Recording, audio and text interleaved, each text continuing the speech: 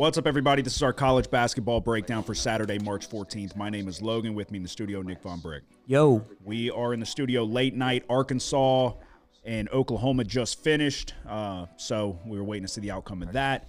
We're going to give you our best bets for Saturday. We had a good Friday, 3-1. You had your one play. Who was your one? Vanderbilt. That's right. Vanderbilt got to the window, and then I had two totals to start the day. We got there with both of them, and I reached on VCU, although they were up 10 at halftime and very much had a chance there late and kind of just melted down in the last 2 minutes. But it was a bit of a reach. I haven't had much action on VCU at all this year. So, but hey, a 3-1 day is a very solid day. We will take it. We're gonna try to find some more winners for Saturday. It's late night. We're approaching nearly midnight conference championship week. It's a grind. Selection Sunday's nearly here, and we're going to be locked in here for the next couple weeks. But we're waiting for some of the lines to open with some of the games just finishing. But we got a good taste of March today with Arizona, with Bradley hitting the game winner. One of the better game winners you'll see fade away, falling away in the corner. Remind you of Kawhi Leonard when he was with the Raptors, except this one was nothing but net.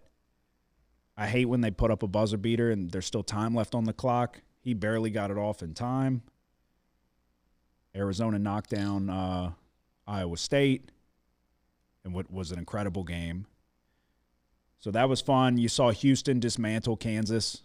Houston finally woke up and realized that Kingston Flemons and Chris Sinak Jr. are their key to doing anything in the tournament. And Emmanuel Sharp was finally able to hit a couple shots. But all in all, it was a very good day of basketball. I expect tomorrow, or now nearly today, to be another very good day of basketball. And then Sunday we'll wrap everything up with the final conference championships. I think the Big 12, the SEC, and then maybe the American and the Atlantic. The Big 10 championship will be settled Saturday, and then maybe the ACC as well, or is that also settled?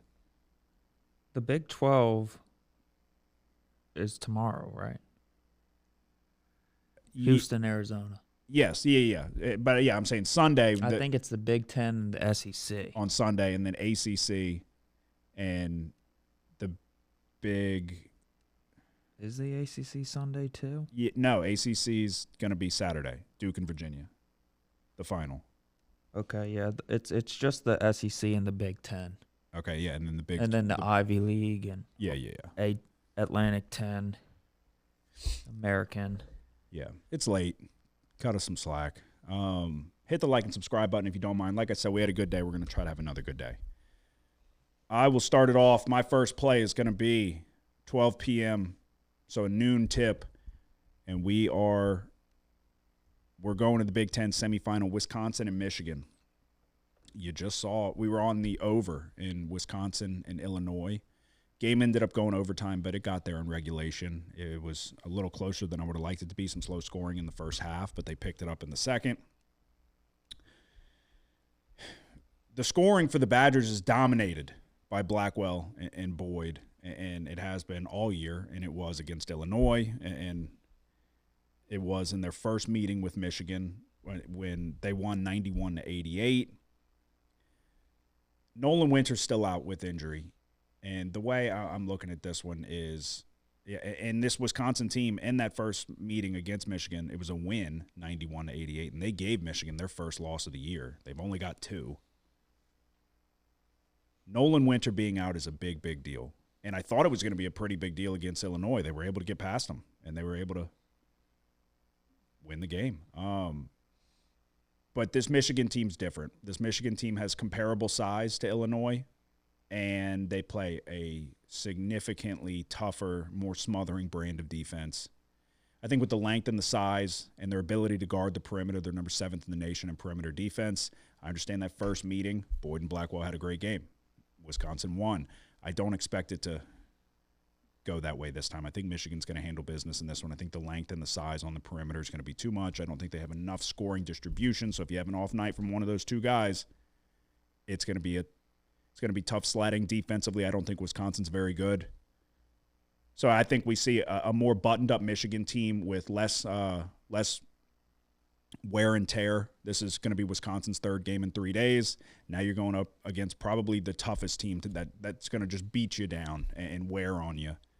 And so if you're already a little worn out, this is not the team you want to see. I'm going to lay 12.5 points with Michigan as my first play for Saturday. Which way are you going for your first one? I'm going to Vanderbilt, Florida. Florida's 7.5-point favorites. The point total is 160.5. Way back in the middle of January, Florida won on the road, 98-94. The size advantage for Florida's big here.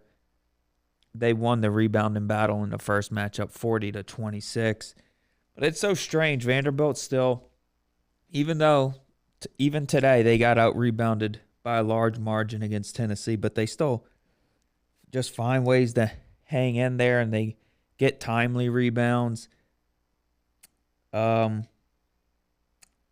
two guards for Vanderbilt are playing with good chemistry now. It's been a few games with Duke Miles being back. They both played well today. It's two fast-paced offenses. We're going to go over 160.5. I kind of think the strengths for the offenses match up well with the weaknesses of these defenses here.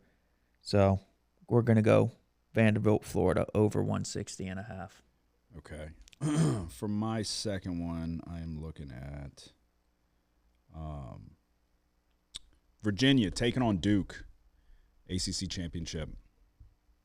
Long story short, I'll keep it short and sweet. You've got Duke playing in the wake of Caleb Foster's injury and trying to figure out how you're going to operate without your starting point guard.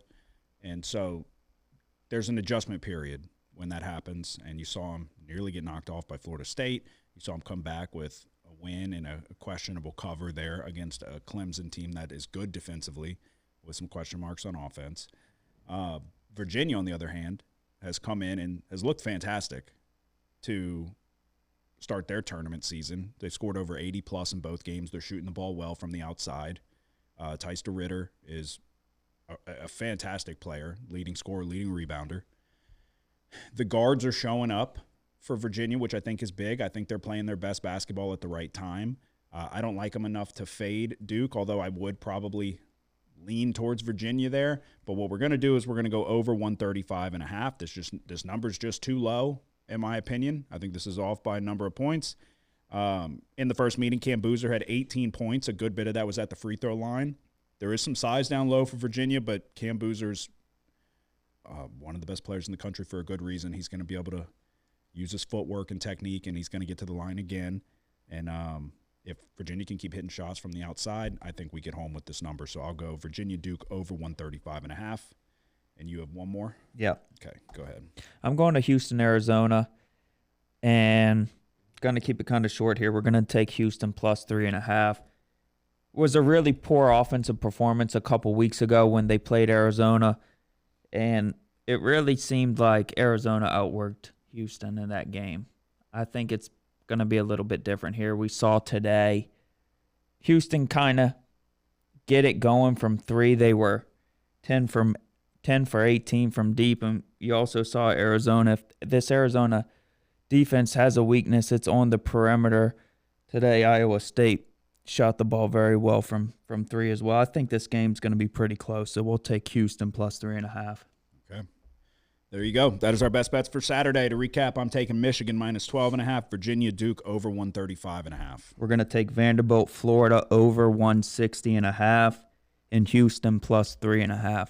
All righty. We will, depending on how things shake out, if we find something that we like for Sunday, we'll be back here 24 hours from now in studio to give you our best bets for Sunday. And then we will have a fresh bracket in our hands with a lot of work to do to figure out who's going to win it all.